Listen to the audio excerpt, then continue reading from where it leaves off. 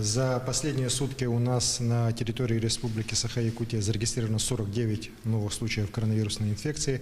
Из них 29 в городе Якутске, 5 в Мирнинском и по 3 случая в Хангаласском, Нерюнгринском, Алданском районах, ну и по ряду районов единичные случаи.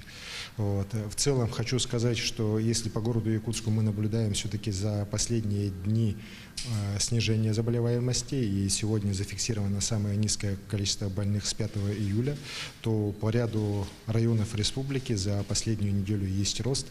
К сожалению, болезнь у нас появляется и в труднодоступных населенных пунктах. Так, сейчас у нас есть подозрение по труднодоступным населенным пунктам в Вилюйском, Оленевском районах, где есть люди с признаками ковида, и сейчас ведется работа по локализации очагов заболевания, ну и по анализу. Причем вот по труднодоступным населенным пунктам случаи заражения везде одинаковые. Это или юбилеи, или свадьбы, или похороны.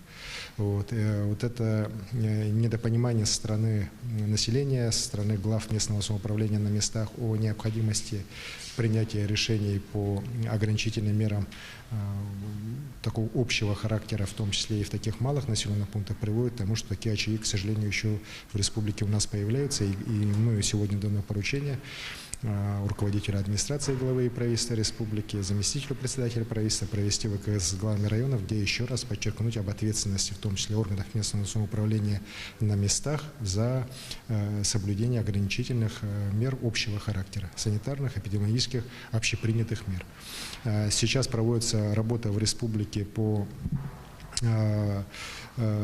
подготовки к новому учебному году и по детским садам, по школам, по среднему специальному образованию, по высшему учебным заведениям. Мы должны сделать все, чтобы учебные заведения, когда начнут работу, они работали в таком абсолютно безопасном режиме. При этом, конечно же, в таких крупных населенных пунктах, как город Якутск, будут применяться различные формы. Мною дано поручение на этой неделе все методы, по которым дети могут обучаться у нас в школах, определить и довести это до каждого школьника, до их родителей, до педагогических коллективов, с тем, чтобы к 1 сентября понимание этого было у нас полностью по республике достигнуто.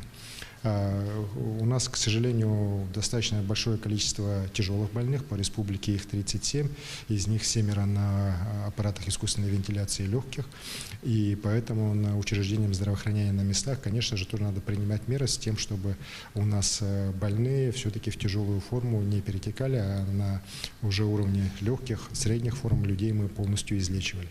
Но еще раз хочу подчеркнуть, что здесь, конечно же, очень важно и общее поведение населения республики по соблюдению ограничительных мер. Мы сейчас разрешили работу спортивных залов, спортивных площадок. Есть уже разрешение по работе фитнес-залов, тренажерных залов. Надеюсь, что их работа тоже будет выстроена полностью уже соблюдением всех мер санитарной и эпидемиологической безопасности. Спасибо.